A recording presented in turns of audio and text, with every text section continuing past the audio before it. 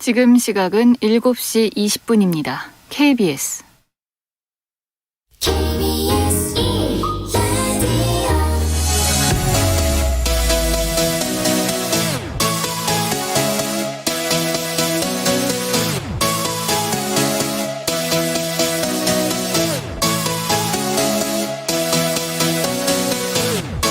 KBS 열린 토론.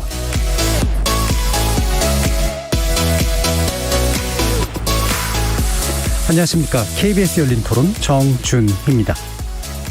뭔가 이제 주변에 쉽게 전자발찌를 끊고 있는 사람이 있다고 생각하면은 약간 소름 끼치고 무섭다는 생각이 많이 드는 것 같아요. 이렇게 관리가 너무 소홀하게 되는 거면은 전자발찌가 있다고 해도 효력이 없는 거니까 딱히 범죄 예방에 효과가 있다고 생각하지는 않아요. 어느 정도 효과는 있으니까 그걸 착용하게 되고 본 것 같은데, 실제로 이렇게 절단을 직접 하고 또 그 절단을 한 후에까지 상황을 몰랐다는 부분이 좀 아쉬운 것 같아요. 사후 처리가 좀 안 되지 않았나 싶어요.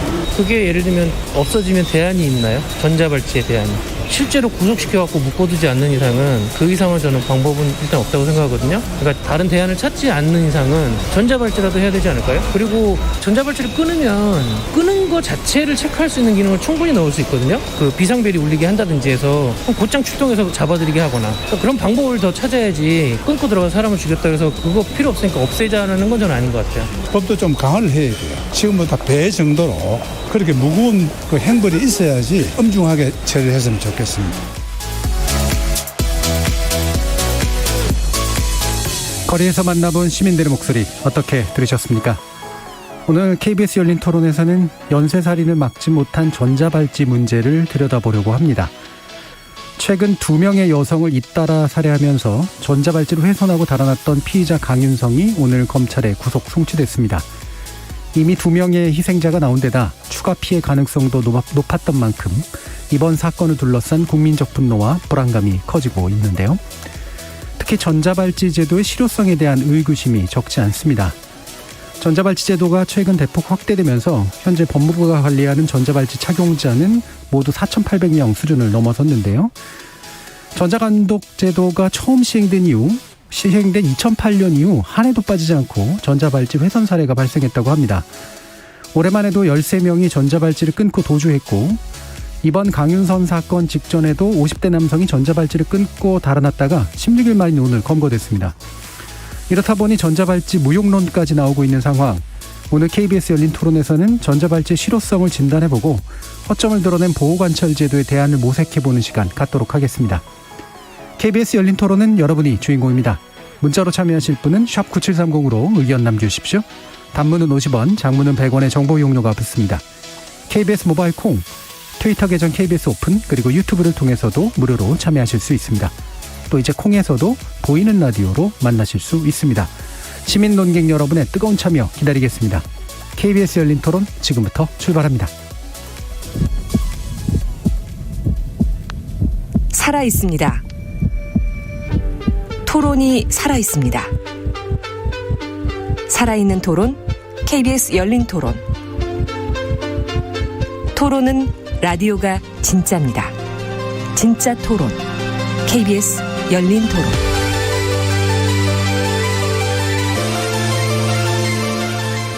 오늘 토론 함께해 주실 세 분의 전문가 소개하겠습니다. 먼저 이수정 경기대 범죄심리학과 교수 나오셨습니다. 네, 안녕하세요. 오윤성 순천향대 경찰행정학과 교수 함께하셨습니다. 네, 안녕하세요. 승재현 한국형사법무정책연구원 연구위원 나오셨습니다. 네, 안녕하십니까. 자, 청취자 여러분들도 많은 의견 부탁드리겠습니다. 자, 일단 오늘 토론을 하게 된 중요한 계기가 됐던 사건, 이제 전자발찌 훼손 사건 동시에 이제 살인 사건에다가 관련된 혐의도 굉장히 좀 많습니다. 또 피의자 강윤성 오늘 검찰 구속 송치됐는데요. 사건을 일단 좀 정리하고 시작하는 게 좋을 것 같아서요. 먼저 승지현 위원님께 좀 여쭙겠습니다. 네, 국민들이 다 알고 계시겠지만 지금 강윤성 사실 전자발찌를 훼손했죠. 그런데 훼손한 전후에 피해 여성 2명을 무참하게 살해를 했습니다. 그래서 질침 구속영장을 청구할 때는 아직 정확하게 드러나지 않아서 그냥 살인 혐의와 그다음에 전자발찌를 훼손하면 7년 이하의 징역이니까요. 그 2가지 혐의로 구속영장을 청구했지만 오늘 이제 송치를 하는 과정에서는 첫 번째 살인의 혐의가 좀 바뀌었습니다. 네. 한 사람으로부터 채무가 2천만 원 있었는데 2천만 원 채무를 면탈하기 위해서 사람을 살해하면 이게 강도살인죄가 네. 되는 거거든요. 그래서 강도살인죄가 되고 두 번째 여성에 대해서는 처음에 언론에서는 성폭력 사건, 성관계를 거부했기 때문에 살해했다라는 이야기가 나오는데 끝까지 우리 강윤성은 부인하고 있죠. 네. 성폭행은 아니고 그냥 금전적인 문제였다라고 해서 이 부분은 검찰에서 보완 수사가 될 수 있는 가능성 그리고 피해 여성의 부검 결과 보고서에 따라 달라질 수는 있는데요. 아직까지는 살인죄만 적용했습니다. 그래서 피해 여성 2분에 대해서 살인죄와 강도살인죄 그리고 이 피해 여성을 살해하고 난 다음에 국민 여러분 다 아시겠지만 휴대전화 4대를 샀습니다. 사고 보니까 파는 과정에서 문제가 발생했는 게 이게 사기죄와 여신 전문 금융업법 위반이 이제 성립되는 것이고 참 이 부분이 왜 이렇게까지 했어야 되는지 잘 모르겠는데 이 사람이 나온 지 한 석 달도 안 되는데 수많은 여성들과 관계가 맺어졌는 게 아마 화장품 방문 판매업을 했기 때문에 그런 것 같은데 이건 분명히 취업 제한의 규정이 없은 또 공백이라고 생각하고 여하튼 이 관계에서 알고 있던 A 씨에게 이제 유인해서 계획적으로 그 사람을 만나려고 했는데 전화번호를 찾지 못하고 그다음에 그 이후에도 장소가 좀 달라서 못 만났다라는 점은 살인 예비죄가 추가되어서 이 강윤성에게 적용되는 건 아까 말씀드렸다시피 전자발찌 훼손과 더불어 살인, 살인예비, 사기, 여신 전문 금융업법 위반, 전자장치 등에 관한 부착법률, 전자발찌 훼손 혐의로 구속 송치됐습니다. 예, 지금 드러나고 있는 범죄 또는 의심되고 있는 범죄가 점점 커지고 있는 듯한 이제 그런 느낌이 네네. 드는데 아마 오늘 논의에서 이제 핵심이 되는 건 결국은 전자발찌가 훼손된 이후에도 또 한 번의 살인이 이제 일어났다라고 하는 거. 그리고 그 이전에도 이제 약간의 전조 증상 같은 맞습니다. 것들도 있었다고 하는 거. 이 부분이 이제 아마 상당히 좀 문제로서 인식되고 있는 것 같아요. 그래서 다른 두 분의 또 전문가께서는 이 사건에서 어떤 부분을 좀 주목하고 계신지 한번 좀 말씀을 들어볼게요. 오윤성 교수님 말씀부터 들어볼까요? 네, 지금 이제 전반적으로 강 씨의 그 여러 가지 행동들이 저희 일반인들이 참 이해하기 힘든 그런 행동들입니다. 예컨대 이 사람은 지금 자신의 범행 동기를 금전이라고 지금 계속적으로 얘기를 하고 있지만 피해자들 같은 경우는 전부 다 지금 살해된 그런 상태이기 때문에 지금 전부 다 경찰이라든가 이 수사기관에서는 그 범행 동기에 대해서는 금전이라고 하는 것의 이 강 씨의 주장에 지금 현재 의존을 할 수밖에 없는 그런 상황이거든요. 그런데 이제 문제는 어떤 사람에게 돈을 우리가 빌렸다라고 하는데 그 돈을 빌리고 그것에 대한 어떤 그 변제를 하지 못했을 때 그 사람을 살해한다라고 하는 것은 상상하기가 어렵죠.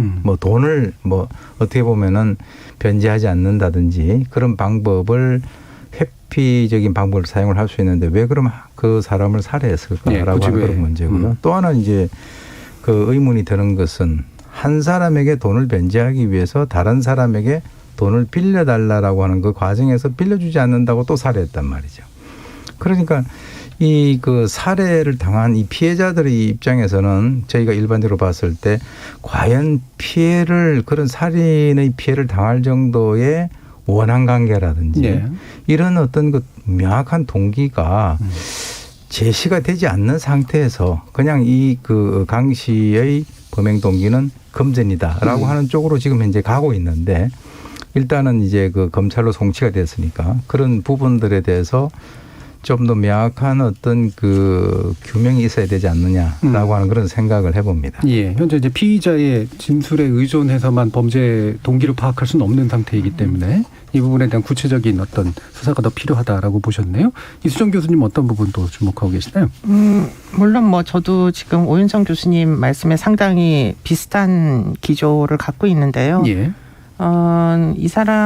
저는 이제 그거보다는 이 사람이 이제 전자 감독을 받게 됐는데 지금 전자 감독만 받는 건 아니거든요. 보호관찰이 병과가 됩니다. 그 얘기는 보호관찰관이 담당자가 지금 이 전자 그 발찌 착용자에 대하여 생활 지도를 해야 될 어떤 책무가 발생을 하는 제도로 지금 운영이 되고 있어요. 더군다나 이제 조두순 사건 이후에 1대1 보호관찰까지 이제 부과되면서 사실은 전자감독은 위치 정보만 추적하고 보호관찰관이 가가고 이제 그 대상자 집을 방문을 해가지고 어떻게 살고 있는지 이런 것도 관리 감독을 하고 상담도 하고 심리치료도 하고 뭐 이렇게 이제 하기로 했던 제도였는데 지금 이번 사건을 통해 가지고 우리가 발견을 한 내용은 이게 총체적인 난국이구나 이런 생각을 할 수밖에 없는 게 지금 이 강윤성이 그 출소 이후에 한 행적을 보면 물론 뭐 전자발찌를 착용한 것과 함께 이제 외출 제한 명령을 받았어요. 네. 그러니까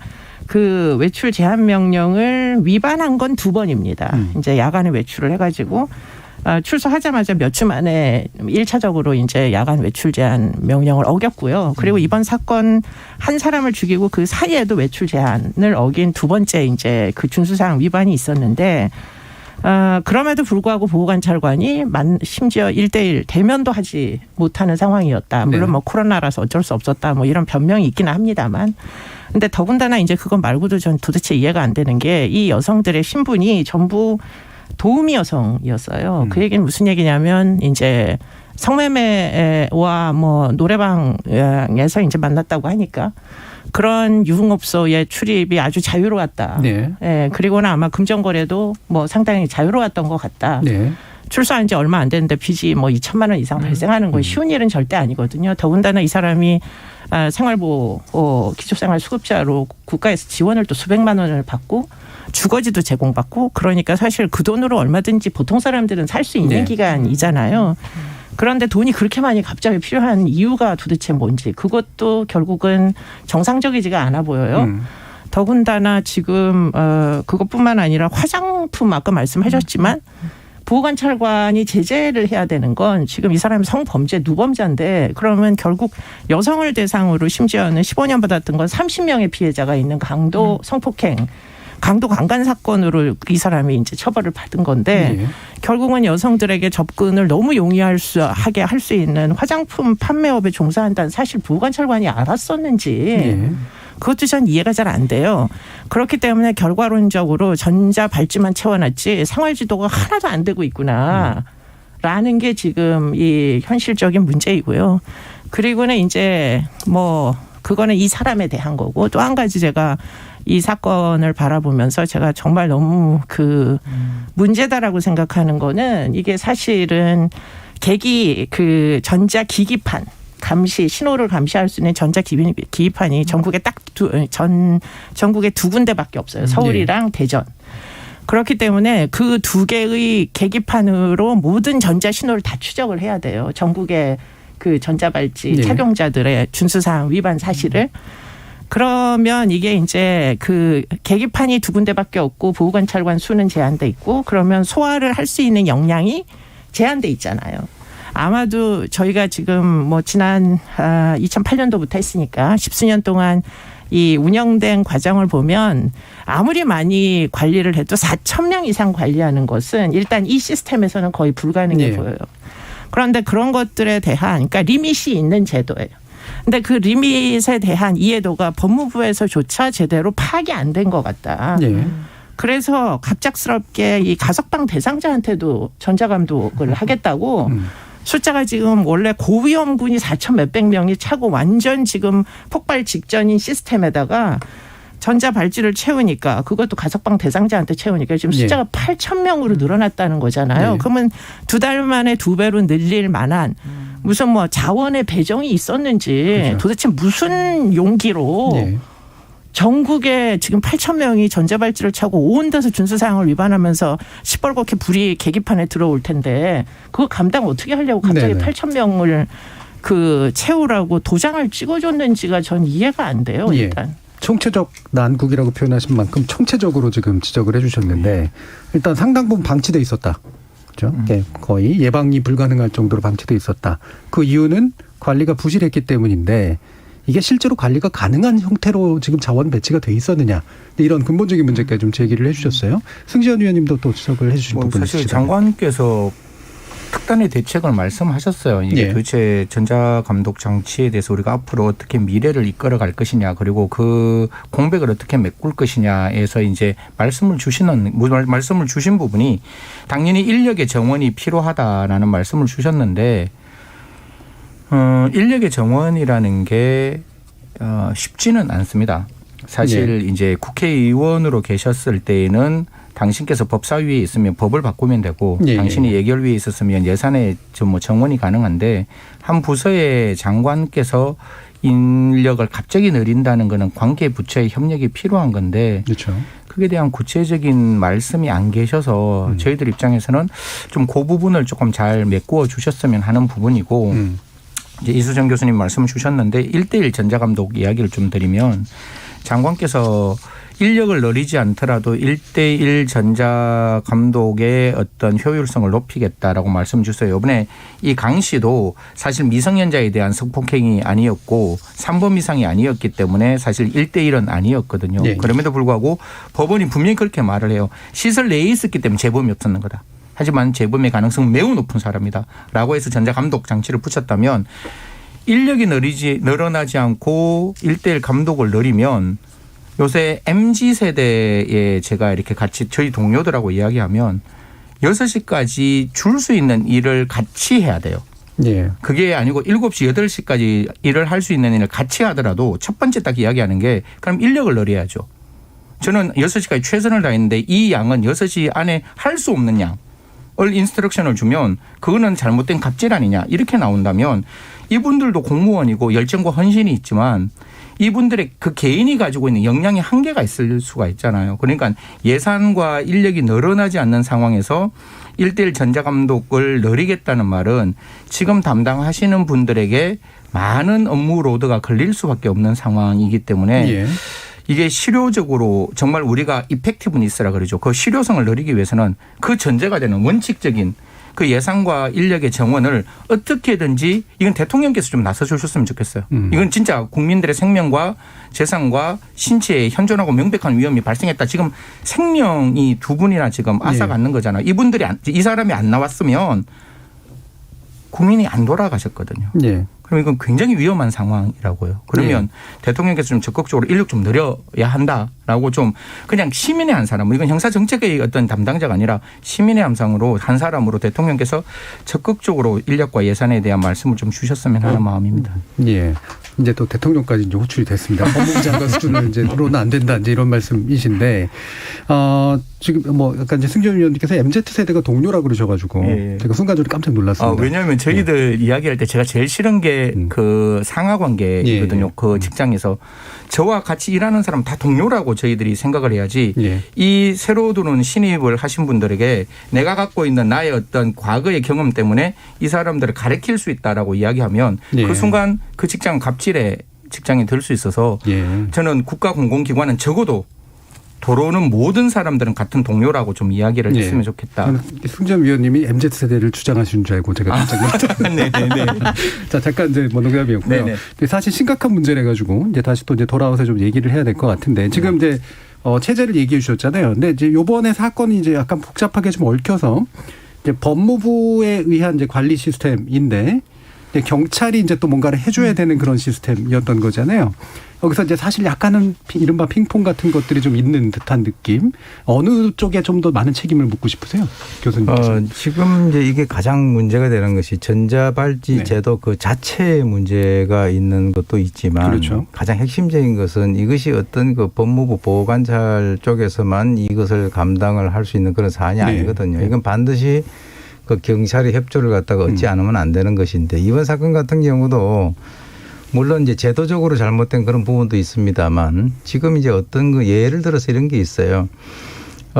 지금 이 사람이 그 전자발찌를 끊었단 말이죠. 끊었는데 보호관찰 쪽에서 이 사람이 살인, 강간 뭐 이런 어떤 성범죄 가능성이 있다라고 이렇게 해가지고 이 사람이 그 개인 그 휴대전화 GPS를 추적을 하는 데 있어서는 그게 법적으로 불가능하게 돼 있어요. 그러니까 불가능하게 돼 있기 때문에 어떻게 해야 되냐면 기지국 추적을 해야 된다는데 그럼 기지국 추적이라는 게 이게 서울 시내에서 반경이 200에서 300m면 이걸 무슨 수로 자기 가족이라도 못 찾는단 예. 말이에요. 현실적으로 이거는 말이 안 되는 것이 그대로 이제 인용이 됐고요. 또 하나는 그래서 이제 보호관찰 쪽에서 바로 이 그 강 씨와 그동안의 교정위원으로서 인연을 맺고 지금 이제 그 출소하고 난 이후에 생활을 좀 이렇게 뒷바라지를 해줬던 그 목사 한 분이 있는데 그분을 통해서 아무 얘기를 해주지 않고 갑자기 뜬금없이 이 강 씨가 극단적 선택을 할 가능성이 있으니까 이것을 갖다 경찰에 신고를 해라. 예. 그러면 이제 그게 어떻게 되냐면 개인 휴대전화 GPS를 갖다 추적을 할 수 있게 돼 있어요. 그거는 이제 10m에서 20m 내에 오니까 그거는 그런데 그것을 이 그 목사라고 하는 그분이 그 내막을 전혀 모르니까 경찰에게는 이 사람이 극단적 선택을 할 수 있는 사람이다라고만 신고를 했고 예. 그럼 경찰 입장에서는 이 사람이 전자발찌를 끄는 것인지 성범죄 가능성이 있는 건지 이거에 대해서 전혀 인식을 못한 상태에서 그저 극단적 선택을 방지하기 위한 그런 활동만 했단 말이죠. 네. 그러다 보니까 이것이 나중에 알려진 거는 꽤 오랜 시간이 지나가지고 알려졌다. 이거는 이제 한마디로 말해서 사실 지금 전자발찌 끊고 문제가 될 때마다 이런 문제 뭐 인력 문제다 예산 문제다 협조 문제다 이거 처음 나오는 게 아니에요. 네. 예전부터 계속 나왔던 얘기인데 그때만 되면은 협조 강조하겠다 뭐 무슨 협력 체제 구축하겠다라고 하는데 이제는 사람이 2명이나 살해됐으니까 예. 이제 그 발칵 뒤집어진 거죠. 글쎄 왜 우리나라의 여러 가지 어떤 제도라든가 시스템이라는 것은 나쁘게 표현하면 피를 먹고 자라는 거. 사람이 꼭 죽어야만 이런 식으로 뭔가 어떤 대책을 갖다 마련하는가. 그런 것들이 상당히 어떻게 보면은 그 안타깝게 이를 데 없는 그런 상황입니다. 네. 네. 보호관찰 자체도 잘 못 이루어졌을 뿐더러 이게 경찰에게 제대로 고지가 돼야 되는데 경찰이 이제 뭐 알고 움직여야 되는데 그게 잘 안 되고 있는 상황이었다는 말씀이시잖아요. 그렇습니다. 근데 이게 이제 협조의 문제이기도 하고 또 각각의 또 문제이기도 할 텐데 이거를 전자발찌 제도의 실효성 문제라고 봐야 될까요? 아니면 전자발찌 제도의 운용의 문제로 봐야 될까요? 이수정 교수님 어떠세요? 저는 이게 전자발찌의 문제가 전 개인적으로 아니라고 생각해요. 이거는 국민의 안전 그리고는 어떻게 보면은 무고한 시민들의 인권의 문제라고 전 개인적으로 생각하고요. 네. 이 사건을 죽은 목숨을 잃은 2명의 여성 입장에서 한번 생각을 해보면 너무 클리어하게 무엇을 해야 되는지가 빤히 나오는 그 일이라고 답이 있다는 생각이 들어요. 예. 그러니까 이 여성들은 뭐 그 어쨌든 생업에 종사했던 사람이고 세금도 아마 냈을 겁니다. 어떤 형태로든. 그러면 국가가 이 여성들의 안전을 도모를 해주기 위해서 최선의 노력을 하고 부처 간에 어떤 뭐 업무에 뭐 여러 가지 충돌이 있었음에도 불구하고 어쨌든 여성들의 안전한 이제 어떤 안전을 담보하기 위한 여러 가지 희생을 했어야만 하잖아요. 네. 그런데 중요한 것은 결국은 가장 고위험군이라고 사실은 선별은 했었어요. 이 사람이 위험하다는 걸. 그런데 그 위험에 대한 관리의 책임을 법무부 나름대로 경찰청과는 좀 그 분리하여 책무를 지고 싶고 경찰청은 경찰청대로 법무부가 책임지는 일에 대해서 우리는 뭐 우리 업무가 아니니까 뭐 그것까지 수행하고 싶지 않고. 그러니까 이제 정부 부처의 업무의 담벼락이 너무 높아가지고 이게 서로 정보 공유도 안 되고 그 아까 말씀하셨지만 어떻게 이 전자발찌를 훼손하고 성폭행을 할 수도 있는 사람이 자살 우려자라고 신고를 어떻게 민간인을 시켜가지고 신고를 시킬 수밖에 없는 게 이 현재 시스템이라면 이건 정말 총체적 문제 아닙니까? 이게 사실은 그냥 전선상에 그 열람만 해도 경찰도 똑같은 사람 파악해야 되고 법원도 똑같은 사람 위험하다고 파악해야 되고 선진국들은 다 그렇게 하는 걸로 알고 있거든요. 이 킥스라는 게 뭐가 그렇게 대단히 귀중한 자료라고 여자가 2명이 목숨을 잃을 정도로 지금 상황이 심각한데 그 킥스라는 자료를 뭐 부처에 따라 가지고 또는 어떤 그 실무자들의 직위에 따라서 열람을 할 수 있는 자도 있고 할 수 없는 자도 있고 이렇게 해서 되는 건가요?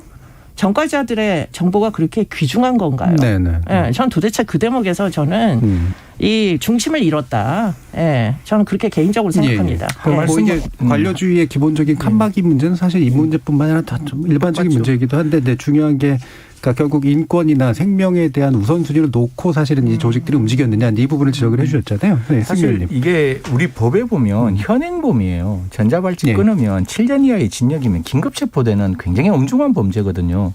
이게 그냥 일반 전과자, 예를 들어 승재현의 전과 기록을 조회하는 게 아니라 승재현이 현재 범죄를 저질른 그 승재현의 전과를 조회하는, 예. 이건 문제가 없는 거예요. 그는 정말 이 피해 여성의 그 아픔을 생각했으면 그냥 진짜 한 번만 엔터키 누르면 이 사람 누군지 알 수 있는 상황인 거예요. 그래서 그런 부분에 대해서 뭐 물론 그 기관들의 익스큐즈는 있을 수 있지만, 저는 뭐 검사님들이나 판사님들한테, 후배들한테 이야기할 때 사람 죽은 사건, 사람이 사망한 사건은 진짜 엄중해야 된다. 네. 너희들이 아무리 핑계대고 싶어도 핑계하면 안 된다. 그 국민의 생명은 전 지구상의 어떠한 이념보다 가치보다 높은 건데 그거를 국가가 못 지킨 거 아니냐. 그러면 참고 그다음부터 이런 일을 발생 안 하도록 해야 되는데, 지금 나오는 거는 조금 서로 간에 아까 교수님 말씀대로 이렇게 민다는 느낌이 좀 들어서 저는 개인적으로 좀 불편하고, 또 한 가지 제가 꼭 드리고 싶은 건, 정말 저 피해자 입장에서 정말 피해자가 하늘에서 저희들을 본다면 딱 한마디 할 것 같아요. 왜 내어보냈니? 그 사람 왜 세상으로 왜 보냈니? 네. 그 사람 세상에 안 나왔으면 나 안 죽었을 건데 라는 말씀을 하실 수 있을 듯해요. 제가 잘은 모르겠지만. 예. 그러면 지금 같은 상황에서는 전자발찌는 진짜 효과가 있어요. 그거는 전자발찌를 착용할 만한 범죄자들에게 주는 거예요. 예. 즉 전자발찌만으로 범죄가 억제될 수 있는 사람에게 줘야지, 전자발찌만으로 범죄가 억제되지 않는 재범의 위험성이 명백하고 현존한 사람까지 전자발찌 기대서 세상 밖으로 나왔기 때문에 문제가 있는 거거든요. 예. 그러니까 성폭행범에게 채운 거, 원래는 그렇게 채우는 게 목적이고, 실제로 성폭행범의 재범률은 상대적으로 떨어지는 건 맞죠. 그런데 그게 그도 말씀드리지만, 이게 성폭행률 재범률이 떨어진다는 거와 사건이 한 건이라도 발생하면 그 피해자는 전 지구상의 모든 사건이거든요. 자기한테는. 그만큼 중요한 사건이잖아요. 그래서 저는 이제 개인적으로 생각할 때, 이게 뒤에 2부에서도 논의하겠지만, 정말 우리는 선택지를 딱 두 가지밖에 둘 수 없을까? 그게 시설 내인 교도소와 세상 바뀐 우리의 세상, 이 두 가지밖에 없을까? 이게 교정이라는 게 응보를 뺄 수가 없어요. 죄값은 치러야 되잖아요. 네. 그럼 교정시설에서 아무리 개선 교화를 하더라도 한계가 있을 수밖에 없거든요. 그런데 이게 뭐 소년과 달리 정기형이잖아요. 딱 5년이면 5년 그 시점에 무조건 나와야 되잖아요. 예. 그러면 응보와 그 정기형이라는 시점에서 개선이 조금 덜 될 수도 있는 부분이 있잖아요. 이건 교정의 한계이기 때문에 그런 분들에게, 그런 사람에게 과연 세상 밖으로 내어보내는 선택지가 아니라 중간적인 선택지를 하나 더 만들어서 우리가 고민할 때, 이거는 2부에서 이제 이야기할 거니까 저는 그 부분이라고 생각해요. 왜 이 사람이 세상으로 나올 수밖에 없었을까? 전자발찌를 채웠느냐 안 채웠느냐 문제 있잖아요. 왜 가출소가 됐느냐. 그리고 가출소 이후에 그냥 보호관찰 정도 수준, 전자감시 수준에 왜 뒀느냐. 사실 이게 좀 더 근본적인 문제라고 보시는 거잖아요. 아마 2부에서 좀 더 그 부분 논의할 수 있을 것 같은데, 이거는 좀 더 짚어야 될 것 같아요. 그러면 전자발찌가 실효성이 아예 없는 건 분명히 아닌데, 그런데 이제 이거를 또 과잉 평가했는지, 아까도 이제 이수정 교수님께서 지적했지만 대상자를 확 늘려버렸잖아요. 근데 이게 이제 범죄의 성격에 안 맞는데도 불구하고 그냥 일단 채워버려서 그걸로 이른바 그냥 땜빵을 하려고 하는 건지, 어떤 문제의식 때문에 그런 건지 어떻게 보고 계시나요? 글쎄요. 그 무슨 근거에 의해서 이 전자발찌를 착용하는 인원들을 대폭 확대를 했는가. 그 도대체 그 어떤 자신감의 근거가 어디에서 나온 것인가. 그것에 대해서는 정부가 여기에 대해서 명확하게 뭔가 설명을 해야 될 의무가 있다라고 보고요. 지금 이제 무조건 전자발찌 채워가지고 내보내면 그 사람들에 대해 가지고 이제 숫자적으로 이것은 우리가 몇 명 처리했다 이렇게 생각을 하고 있는 것인지는 모르겠으나, 아까 얘기 나왔지만 실제 지금 그 아까 MZ 세대 같은 경우는 뭐 몇 시 이후 되면 자기들이 일 안 해요. 그거는 뭐 굳이 이 연금뿐만 아니라 이제 모든 것이 그렇게 분위기가 됐으면 그러면 그렇게 내보내려고 하면 일단 그렇지 않습니까? 어떤 제도를 시행을 하려고 하면 그 제도를 시행할 수 있는 기본적인 여건을 만들어 놓고 난 이후에 제도를 시행을 해야 되는데, 이게 거꾸로 돼가지고 제도 시행해 놓고 난 다음에 그때부터는 계속 땜빵을 하고 나가는 거예요.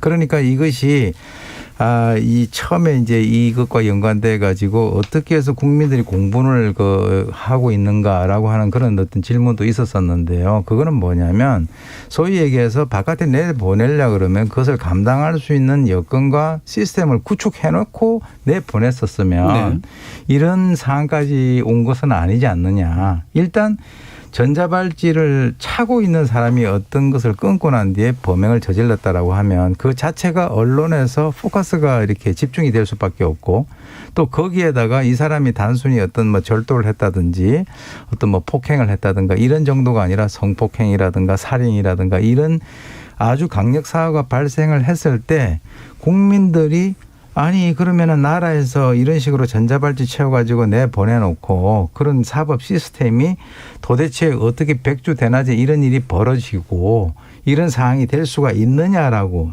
나라에서 그렇게 자랑해 오던 것이 아니었냐라고 하는 그런 어떤 반문을 가질 수밖에 없는 거거든요. 네. 그러니까 모르겠어요. 저도 이제 전자발찌 이거와 관련돼 가지고 뭐 사건이 날 때마다 와서 얘기도 하고 이렇게 했었는데 이 논의가 정말 마지막 논의가 좀 됐으면 좋겠어요. 예. 네? 예. 맨날 뭐 인력 뭐 무슨 예산. 그런데 대한민국 같이 공무원 많은 나라가 어디 있습니까?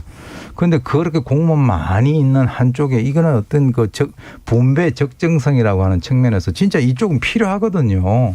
필요한데 그렇다면 두 군데에서 지금 현재 전국을 다 커버하고 있다. 글쎄요. 그거 아는 분들이 아마 이 사건 나고 난 뒤에 아마 처음 알았을 겁니다. 예. 그러니까 이제 이번 기회에 제가 볼 때는요.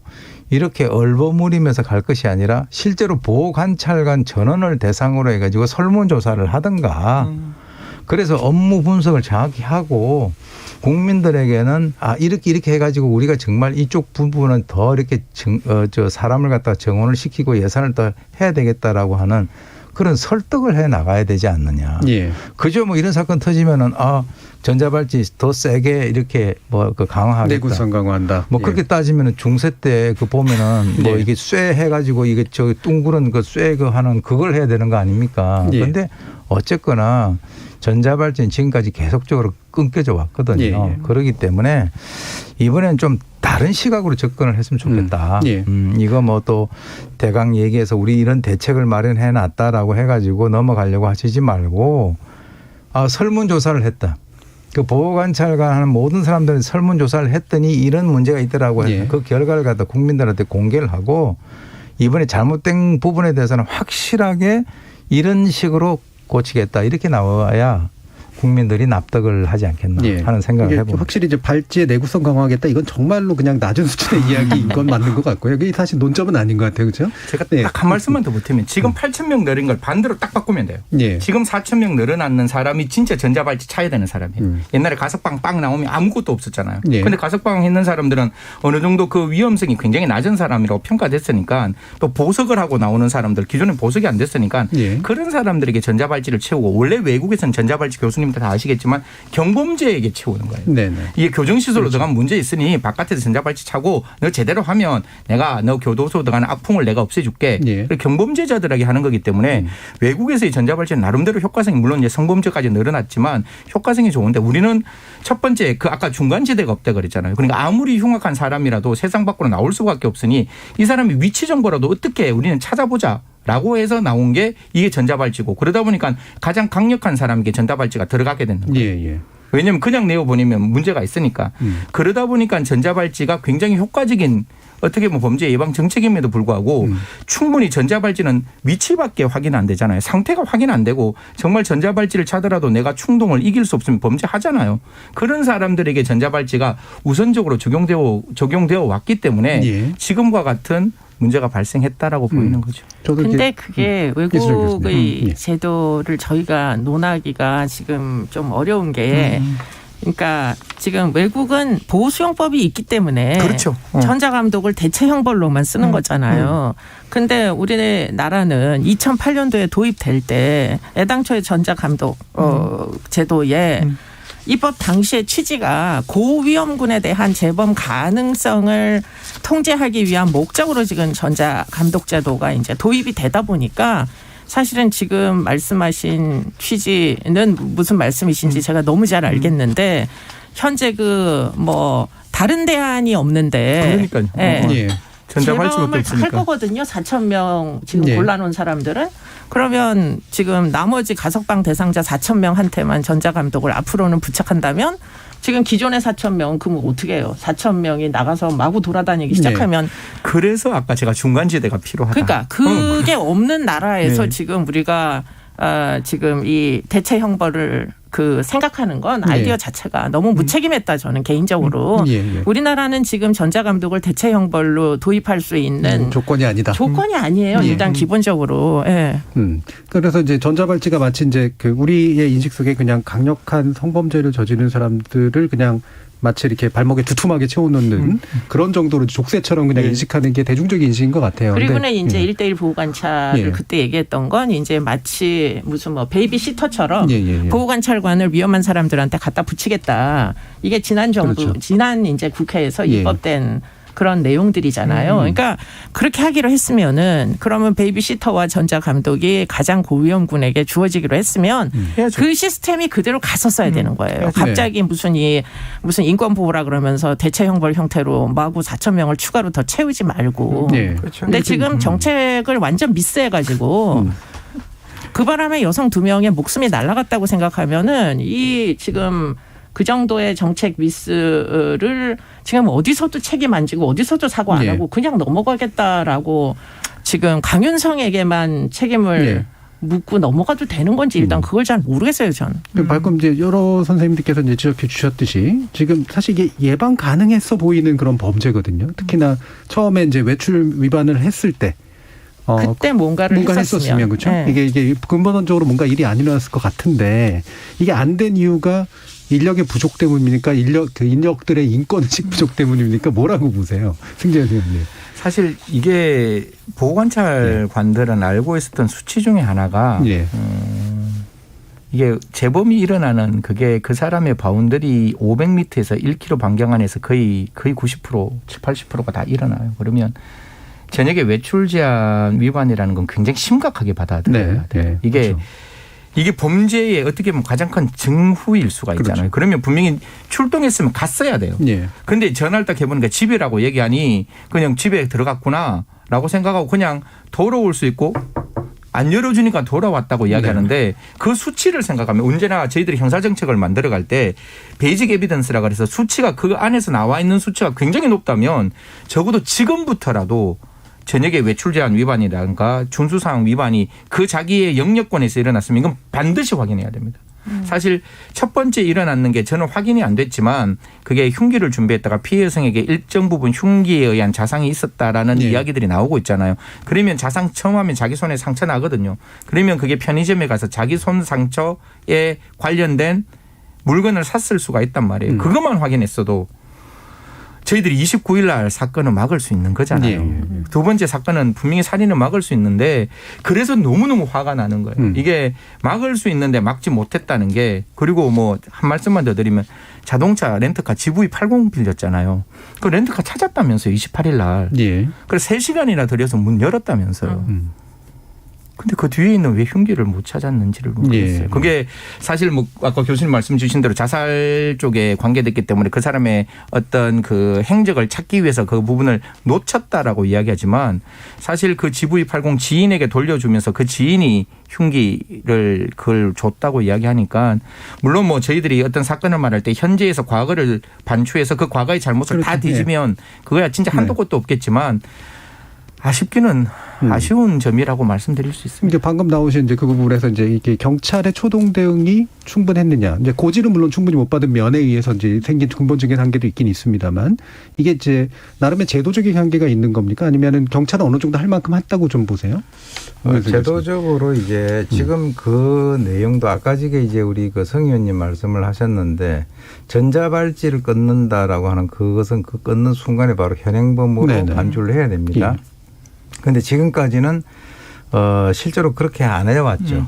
네, 그러니까 뭐 전자발찌를 끊으면은 뭐 끊는가 보다 해가지고 보호관찰 쪽에서 뭐 얘기를 하고 하는 그런 정도였는데 자 그렇다면 지금 이제 가장 문제가 되고 국민들이 공분하는 것 중에서는 제1 피해자가 발생했을 때 그 집을 들어가서 그 피해자의 시신을 만약에 발견했으면 그냥 바짝 그냥 들어붙어 가지고 그 네. 사람을 추적을 한다든가 이렇게 했었을 텐데 적어도 이 시스템 자체가 그때까지는 그렇게 그 어떤 뭔가 그 비상 상태로 돌입을 하지 않았다는 거죠. 느슨한 상태에서. 그런데 이제 그것들이 어떤 문제가 있냐면 지금 이제 경찰청장도 이번에 뭐 필요한 여러 가지 어떤 그 조치를 갖다 하겠다라고 얘기를 하고 있습니다만 현실적으로 만약에 제가 이제 그 경찰관인데 그런 상황에서 지금 들리는 얘기는 그 강윤성이가 그 집을 나와가지고 걸어가는 것이 CCTV에 나와 있었다는 예. 거죠. 그러니까 그 안에 집에는 없었다는 것이 나와 있는데 그럼에도 불구하고 이 사람이 만약에 현행범이다라고 우리가 그런 식으로 접근을 하게 된다면 그 문을 갖다가 따고 들어가서 예. 뭔가 어떤 조치를 해야 되는데 현실적으로는 어떤 상황이 됐냐면 제가 뭐 많은 경찰 그 실무자들은 그런 생각을 갖고 있을 거예요. 내가 만약에 저걸 따고 들어가서 문제가 되면은 불법 주거 침입에다가 그렇죠. 예. 그다음에 뭐 네. 재물 손괴에다가 이런 것들에 대해서는 누가 책임지냐면 그 당사자가 책임을 져야 돼요. 예. 그럼 그 사람이 와가지고 아, 왜 이 우리 집을 다 따고 들어갔냐? 너 지금 여기에 대해서 책임질 수 있냐라고 하면 그 사람이 자기가 책임을 지는 상황에서는 누가 그걸 하겠어요. 예. 그것을 갖다가 안 했다고 국민들이 야 경찰들 너희도 왜 따고 들어가지 않아? 그 나중에 문제가 되면 그 얘기를 했던 사람들은 다 없어져요. 예. 그 당사자가 거기에 대한 책임을 져야 되니까. 그런데 그것에 대해서는 경찰청장도 그것을 인식을 하고 있었다는 거예요. 예. 예. 그런데 왜 지금까지 가만히 그런 것들 갖다가 입법화 시켜가지고 뭔가 현장에서 경찰관들이 적극적으로 피해자 보호를 하고 그리고 피의자의 근거 활동을 할 수 있는 그런 환경 여건을 마련해 주지 않았느냐는 얘기예요. 예. 그것도 뭐 지금 이제 또 그것을 또 뭐 이렇게 보완을 한다라고 하는데 글쎄요. 이 항상 이 보면은 그런 것들이 뒷북을 치고 있는 그런 상황이죠. 전자발찌 착용자들에 대한 어떤 그 경찰의 협력의 범위를 넓혀야 되는 거죠. 예. 제가 생각할 때는 전자발찌를 착용은 아무나 하는 게 아니에요. 그렇기 때문에 굉장히 고위험군, 이제 성폭행이나 살인 중에서도 뭐 성폭행 1년에 4만 건 중에 전자발찌 차는 사람 300명밖에 안 나와요. 그러니까 거의 상위 1%도 채 안 되는 사람만 선별을 하는 거거든요. 살인범 포함. 그렇기 때문에 이 사람들에 대한 정보를 왜 경찰과 공유 안 하는 건지 전 일단 기본적으로 이해가 안 되고요. 국민의 안전, 아까도 여러 번 말씀드렸잖아요. 국민의 안전, 여성들이나 아동의 안전 입장에서 보면 정말 의문투성이에요. 왜 우리 인권은 중요하게 여기지 않고 왜 그들은 전자감독 그 착용자들의 인권만 중요하게 여겨가지고 법무부가 갖고 있는 정보를 왜 경찰하고 공유 안 하고 예. 도대체 그래가지고 그 틈새로 여자가 2명이나 목숨을 이렇게 만드는 건 누구 잘못이냐 전 따져 묻고 싶고요. 예. 그리고는 왜 그 경찰이 그 회기동과 대전 전자감독 그 뭐 헤드쿼터에 왜 근무 안 하나요? 근무하시면 되잖아요. 경찰이 가서 근무하면 됩니다. 해바라기 센터에 경찰이 다 파견 근무하잖아요. 아동 성폭력 피해자 진술 받으러. 예. 그럼 왜 보호관찰소는 경찰이 근무하면 안 되나요? 그것도 전 이해가 안 돼요. 예. 영국은 모든 정보를 공유합니다. 고위험군에 대해서 형사사법기관의 당사자들이. 그렇기 때문에 보호관찰소와 교정본부와 경찰은 한 달에 한 번씩 모여가지고 자기네 동네에 위험한 사람들이 재범 가능성이 없는지 그런 것들을 다 심사를 하고 다 철저히 관리를 해요.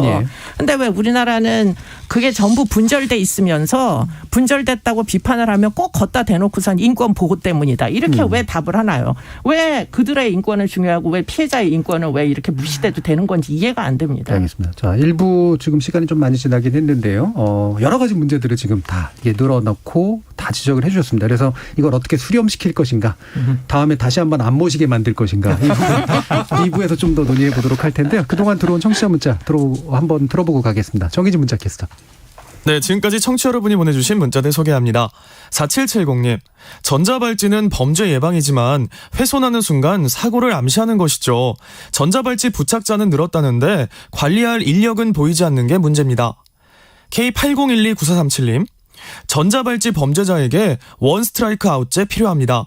전자발찌에 문제를 일으킬 경우 종신형에 처하는 강력한 법을 정해야만 무고한 희생자를 막을 수 있다고 생각합니다. 7784님, 이번 사건을 보고 나서 밖에 나가면 모든 남성들의 발목만 눈에 들어옵니다. 너무 불안해요. 박월면님, 전자발찌의 역할을 다시 점검해야 해요. 인권 문제도 있지만 목적과 범위를 생각해서 전자발찌를 활용해야죠. 장호미님, 전자발찌가 이렇게 허술한지 상상도 못했습니다. 우리나라는 범죄자의 인권을 이상하리만치 중요하게 생각하는 것 같습니다 해주셨고요. 7871님, 재범 위험성이 있는 범죄자에 대한 계도가 전혀 되지 않은 문제고 사회에 풀어놔준 것이 문제 아닌가요? 죄에 상응하는 형벌이 주어져야 하고 형벌을 치르게 할 시설이 부족하면 수용시설을 전면적으로 늘려서 사회와 격리시켜야 함이 옳습니다. 인권이요? 일반 선량한 사람의 인권을 위해 강력한 형벌이 필요합니다 라고 보내주셨네요. 네, KBS 열린 토론. 이 시간은 영상으로도 생중계하고 있습니다. 유튜브에 들어가셔서 KBS 일라디오 또는 KBS 열린 토론을 검색하시면 지금 바로 토론하는 모습 보실 수 있습니다. 방송을 듣고 계신 여러분이 시민 논객입니다. 계속해서 청취자 여러분들의 날카로운 시선과 의견 보내주세요. 지금까지 문자캐스터 정희진이었습니다. 토론이 세상을 바꿀 수는 없습니다. 하지만 토론 없이 바꿀 수 있는 세상은 어디에도 없습니다.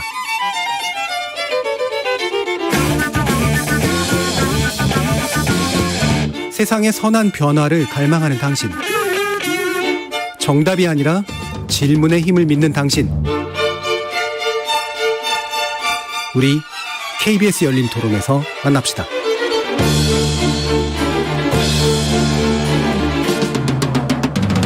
KBS 열린 토론, 허술한 관리로 인해 도마에 오른 전자발찌 문제를 놓고 이수정 경기대 범죄심리학과 교수, 오윤성 순천향대 경찰행정학과 교수, 승지연 한국형사법무정책연구원 연구위원, 이렇게 세 분의 전문가와 함께하고 있습니다.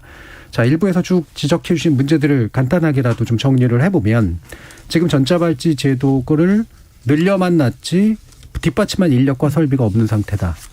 그러다 보니까 현장에 있는 보호관찰관이나 또는 경찰과 함께 협력해서 뭔가 책임의식을 가지고 활동할 수 없도록 만들어주는 그런 한계가 있다.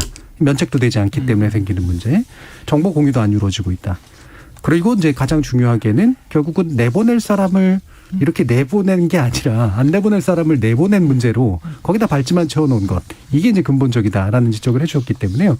거기 이 마지막의 문제를 어떻게 그럼 구체적으로 해서 전자발찌제도 실효성을 좀 높일 것인가. 이 부분으로 아마 2분 논의가 될 것 같은데 아까 이제 승재 위원님께서 말씀해 주셨으니까 좀 더 말씀 부탁드리죠. 사실 이게 많은 분들이 교정의 실패라고 말씀을 하세요. 아니 네. 교정 15년 동안 있었는데 어떻게 이런 사람이 이렇게 교정이 안 되는 거야. 그럼 교정 사실 교도소라고 말하는 게 말이 안 되지 않아? 라고 말씀을 주시는데 사실 첫 번째 제가 생각하는 것은 교정이 가지고 있는 건 두 가지예요. 하나는 그 사람이 죄값을 치르는 응보고 두 번째는 그 사람의 개선교화의 목적이 있는데 네.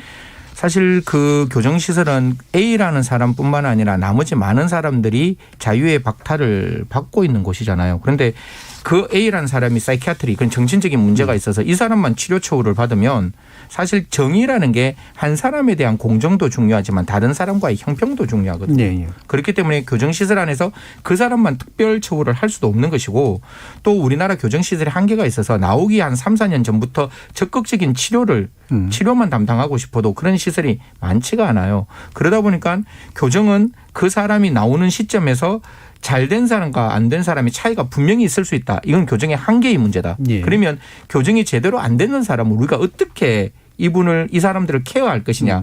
그러면 지금 같은 경우는 세상 밖으로 나오는 선택지밖에 없는 거잖아요. 예. 그러다 보니까 아까 교수님 말씀대로 나오니까 불안하니까 첫 번째 보호 관찰하는 거예요. 나오니까 불안하니까 전자감독하는 거예요. 나오니까 불안하니까 그 취업 제한 명령하는 거예요. 예. 나오니까 불안하니까 이 사람들에게 성범죄 알림이 에 신상 공개하는 것이고 여기에 대해서 정말 위험하면 거의 실수는 안 되지만 성충동 약물 치료까지 하는 거죠. 예. 제가 그 전자발찌 찾는 사람들을 만나봤을 때 제가 보호관찰위원이라서 거의 그분들이 이런 말씀을 하시더라고요. 이럴 것 같으면 나 세상에 왜 내보냈냐고. 결국 나를 사회의 구성원으로 내어보냈지만 이 세상은 나를 이방인으로 바라본다고. 예. 내가 취업을 할 수 있나. 아니면 내가 다른 사람들하고 만날 수 있나? 내 저녁에 나갈 수 있나? 아무것도 못 하는데 이럴 바에야 내가 위험성이 낮추어질 때까지 뭔가 그 안에 있는 교정시설이 훨씬 더 나에게 자유로웠다라는 말씀을 하시는 분도 계세요. 예. 그러다 보면 정말 세상에 나와서 이 사람들에게 무차별 중복적으로 하는 게 세상에 내어보냈기 때문에 친인권적인지 아니면 정말 치료받아야 될 사람에게 치료해 주는 게 더 친인권적인지 결국 형기를 다 살고 나왔기 때문에 이 사람들은 더 이상 응보는 없어요. 근데 세상의 위험 때문에 이 사람들을 치료하는 시설이니까 이제 과거의 보호감호의 그 트라우마에 좀 벗어나자는 거예요. 이 정말 치료할 수 있는 시설 만들어서 이 사람 제대로 딱 치료하고 치료해서 세상 밖으로 내어보내면 그때는 훨씬 더 안전한 사회가 되지 않겠느냐. 그래서 적어도 선택지를 교정시설과 사회 중간 영역에 또 하나의 선택지를 만들고 그 만드는 걸 같이 이야기 아까 토론이 세상을 변할 수는 없지만 토론 없이는 세상이 안 변하거든요. 제발 그 이야기 좀 하자는 거예요. 왜 그거 이야기를 아예 못하게 만드는지 그거 이야기만 하면 넌 정말 반인권적인 인간이야. 제가 2011년에 너무 당했거든요.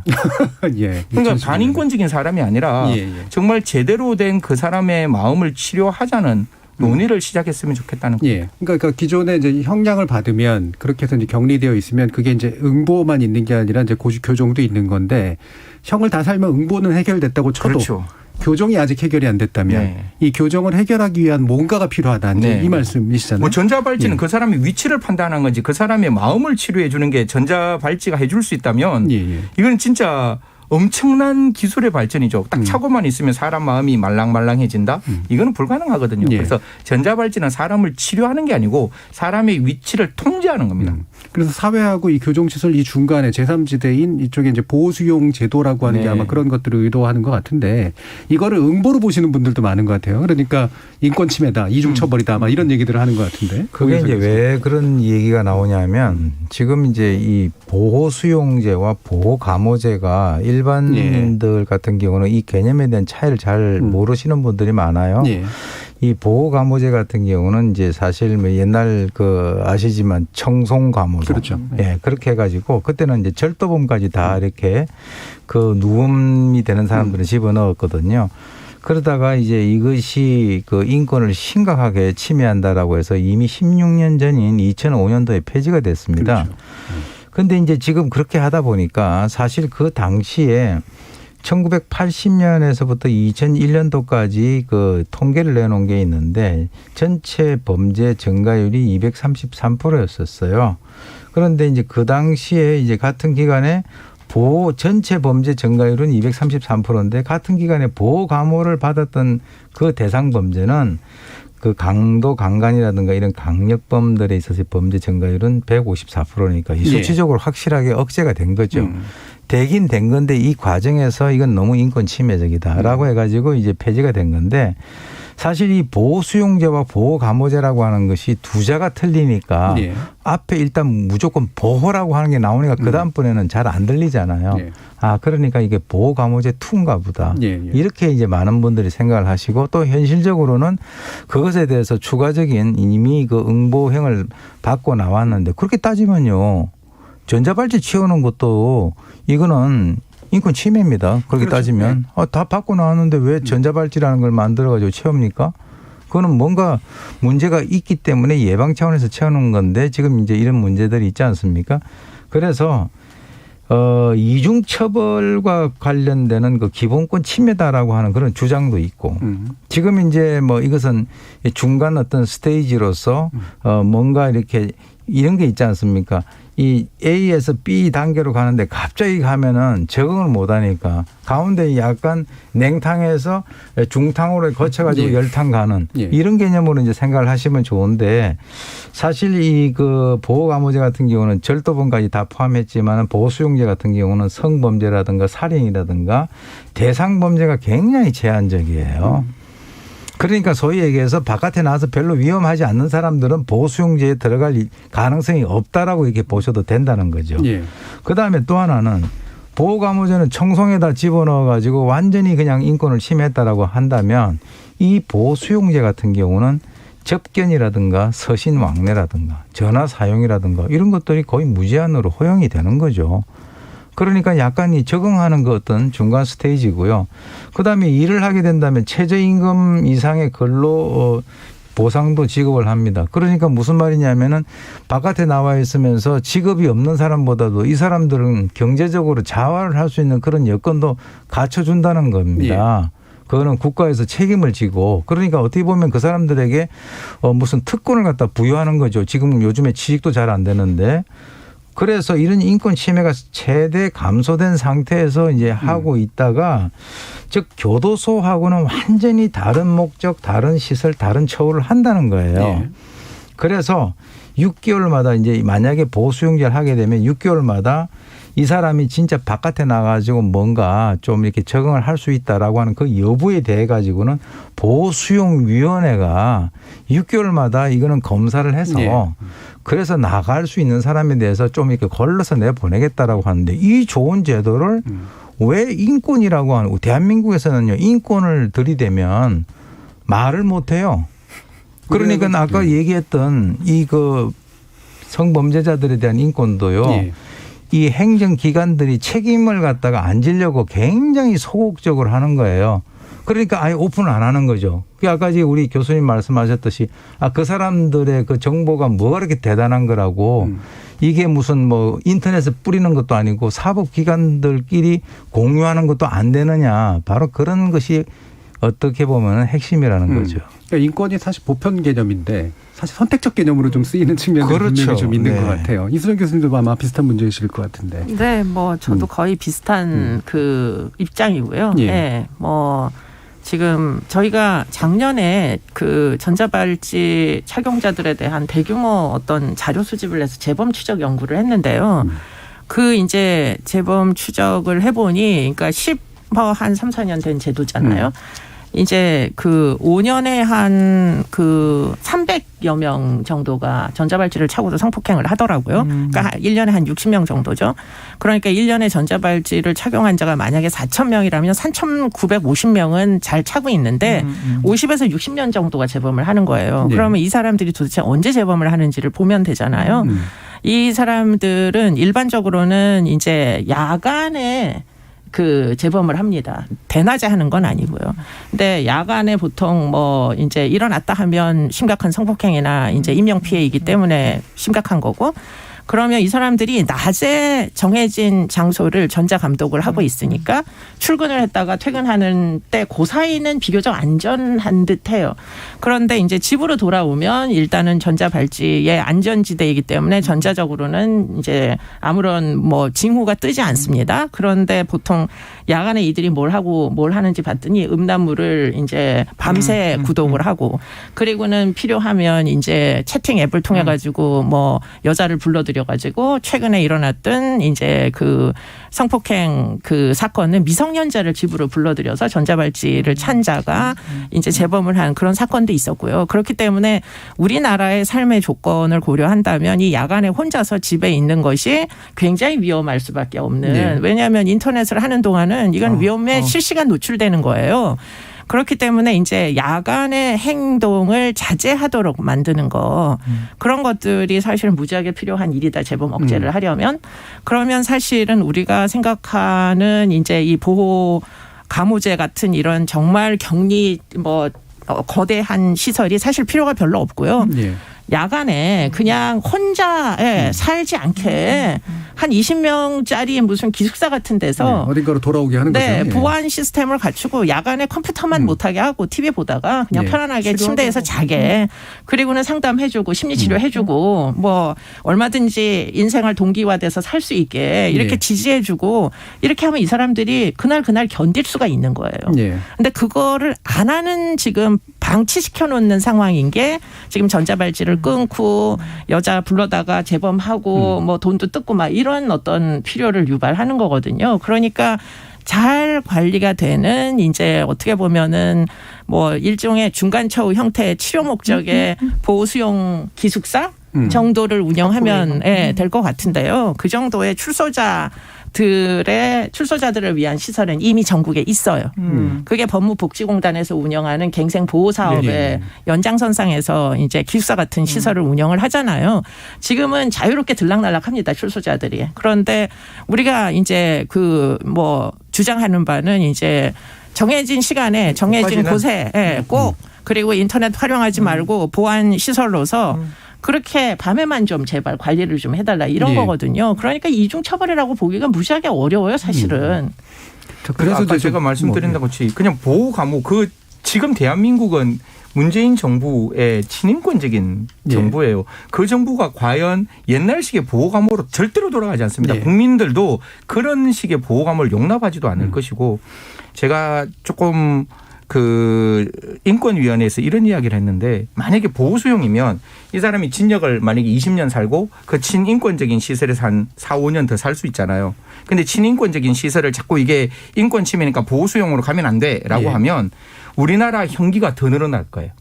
지금 30년에서 50년으로 늘어날 양형을 거고. 늘리는 수밖에 없잖아요. 예, 행령을 50년 늘리고 이걸 병과형으로 바꿀 거예요. 즉 100% 그렇게 생각합니다. 그러니까 미국식의 200년, 300년 이렇게 형량을 늘리면 그게 더 수용자 입장에서는 너무너무 답답한 일이잖아요. 내가 책임에 맞는 형량만 받고 나와서 재범 위험성이 있으면 그 친인권적인 시설에서 내가 치료받으면서 있을 수 있는데 그냥 국민들에게 아주 편한 거는 야 진역 200년 진역 100년 이러면 그 100년 동안 그 교정시설에 그냥 그대로 있는 거거든요.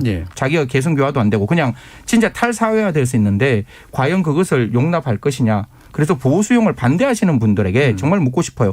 지금의 형벌이 보안 형벌 아니냐. 앞으로도 더더욱 보안 형벌로 갈 것이고 그게 가장 쉬운 방법일 거예요. 예. 그래서 이제 다들 이제 보호수용 쪽에 좀 찬성하시면서 이제 좀 필요하다라고 보시는 입장이기 때문에 제가 반대는 아니고 약간의 이제 그런 문제의식을 가지고 말씀을 드려보면 이게 이런 고민이 있지 않을까 싶거든요. 이게 행정행위이기 때문에 생기는 어떤 부담이 좀 있을 수가 있을 것 같아요. 이게 사법부가 판단을 하면 그건 법에 의한 사법적 판결이니까 양형을 시켜버리면 되는데 보호수용 결정을 사법부가 이제 하게 되는 건 아닐 거 아니에요? 만약에 하게 되면? 그 결정은 사법부가 합니다. 사법부가 이게 저희들이 법을 왜 만드는가 하면 2011년에 사실 법을 제가 만들어 놓은 법이라서 어떻게 생각했는가 하면 사실 이게 굉장히 친인권적으로 만드는 게 15년 후에 이 사람이 개선됐는지 개선 안 됐는지를 모르잖아요. 그렇죠. 그래서 일단 보호수용을 할 수 있는 명령을 내려요. 이 사람이 위험하면 우리 전자발찌 채우듯이. 그런데 형기를 1년이나 6개월 남기고 이 사람에게 PCLR이나 K솔라스라고 재범 위험성이라든가 사이코패스 검사를 하고 이 사람의 교정 행정을 다 살펴요. 그래서 그 순간에 만약에 재범 위험성이 없다 그러면 기존에 보호수용 받은 거 그냥 캔슬 아니면 집행유예. 이렇게 바뀌었기 때문에 이게 법원의 판단을 통해서 하는 것이고 그 사람이 형기 맞을 때 내가 보호 수용하기 싫으면 적극적으로 개성교화하면 되는 거거든요. 그렇기 때문에 이게 그 사람의 입장에서 굉장히 불합리한 것도 아니고 교수님 말씀 주신 대로 보호 수용을 받더라도 1년에서 6개월 상 계속 리밸류에이션 그러니까 새로운 평가를 하는 거니까 평가를 통해서 언제든지 세상에 밖에 나갈 수 있는 것이고 지금 우리가 전자발찌 끊으면 갈 수 있는 곳이 그 교정시설이잖아요. 그 교정시설에서 교정 안 됐는데 이게 형을 아무리 늘려본들 다시 교정시설로 가는 게 무슨 의미가 있느냐. 그래서 프랑스 갔을 때 너희가 고민하고 있는 재범의 위험성은 고민하지 마라. 그건 그 사람이 결정할 것이다. 예를 들어가 준수명령을 위반하면 중간에 하프웨이 정도의 형태라고 하고 그 하프웨이에서도 더 준수명령을 위반하면 이제 시설 내로 들어가게 하면 된다.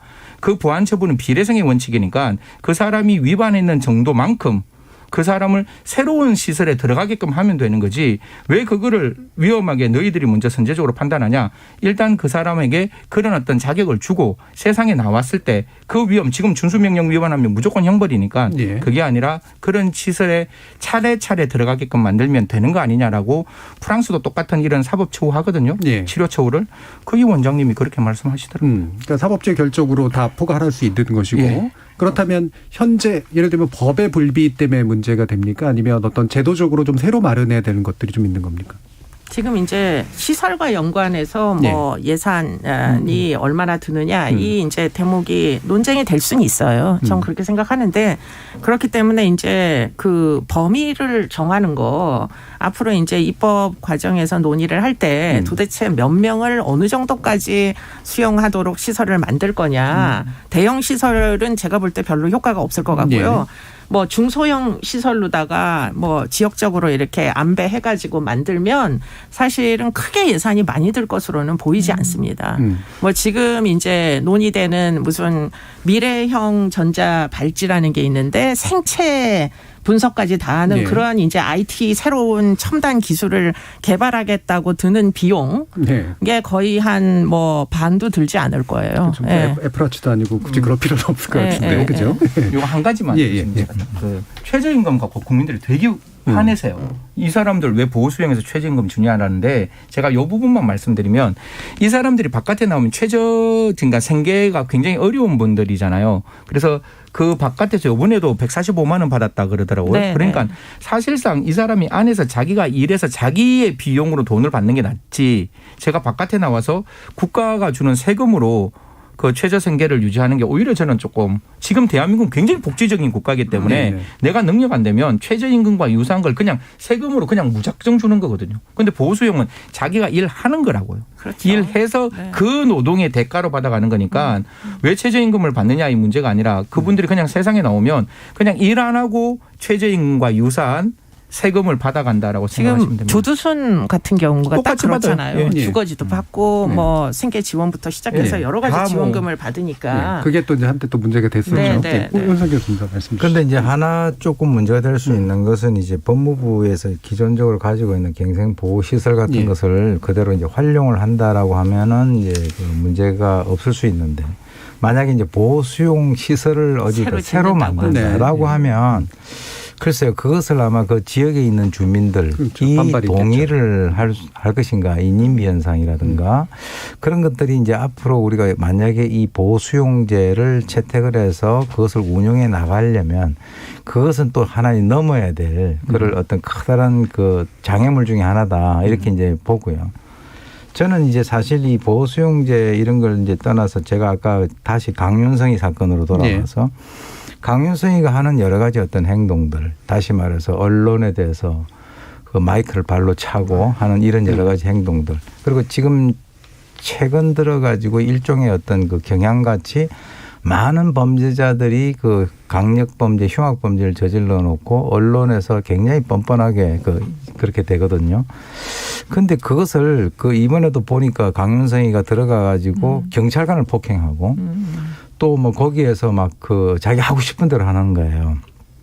근데 그것에 대해서는 어떤 그 사항도 그 사람을 갖다 통제를 못 하는 겁니다. 예. 예. 그래서 왜 그런 현상이 벌어졌는가? 이게 이제 아까 인권 문제라든가 이런 것과도 연관이 될 수 있는데 저는 우리나라에서 현재 그 사형제도가 있잖아요. 근데 사형제도를 갖다가 뭐 예를 들어서 누가 뭐 사형을 갖다가 지금까지 선고를 받은 사람을 한꺼번에 다 이게 사형시켜라라고 하는 뜻이 아니고요. 이 사람이라는 것은 그 이 죽음이라고 하는 것이 있기 때문에 일순간 겸허해집니다. 나도 죽을 수 있다라고 하는 그 생각 때문에 나는 불사신이다라고 하는 생각을 갖고 있으면은 그것도 어떤 그 철학이라든가 이런 것이 없는 상태에서는 그야말로 막무가내 행동이 나오거든요.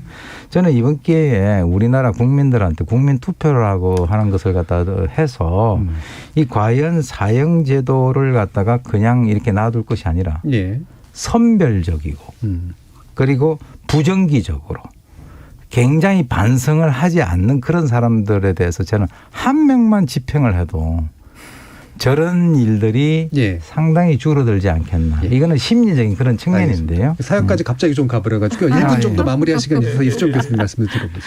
네, 뭐 지금 틀림없이 이번 사건으로 이제 빈 곳이 있다라는 사실을 이제는 인정해야 될 것 같아요. 일단은 인정을 하지 않는 추세들이 워낙 많아가지고 근데 이제 제발 인정을 해달라. 2명의 안타까운 목숨의 손실에 조금이라도 이제 가슴 아프신 분들은 빈틈이 있다는 것을 인정하는데 좀 그 부인하지 마시라 하는 거고요. 만약에 인정하신다면 대안이 필요하다. 그리고는 대안은 최소한 야간에 대한 어떤 책임을 질 수 있는 시설이어야만 한다. 시설 수용이어야만 한다. 그 대목을 꼭 말씀드리고 싶습니다. 알겠습니다. 자, KBS 열린 토론 이것으로 마무리해야 될 것 같은데요. 오늘 토론 함께해 주신 승지연 한국형사법무정책연구원 연구위원, 오윤성 순천향대 경찰행정학과 교수, 그리고 이수정 경기대 범죄심리학교 교수, 세 분 모두 수고하셨습니다. 감사합니다. 네, 고맙습니다. 고맙습니다.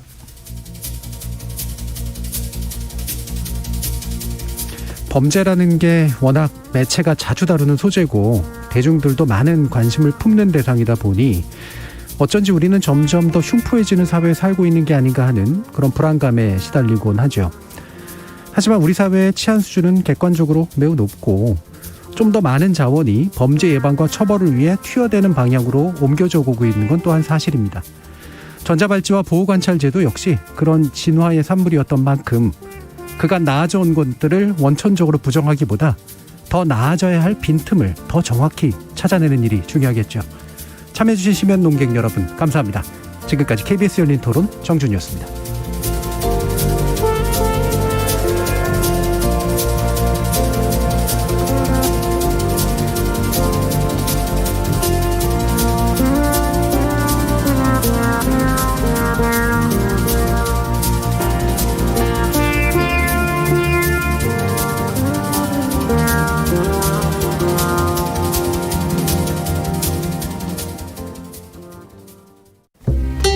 안녕하세요. 밤을 잊은 그대에게를 진행하고 있는 유지원 아나운서입니다.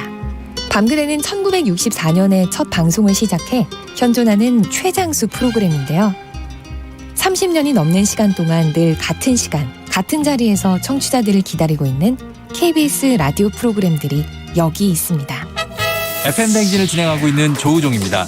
FM대행진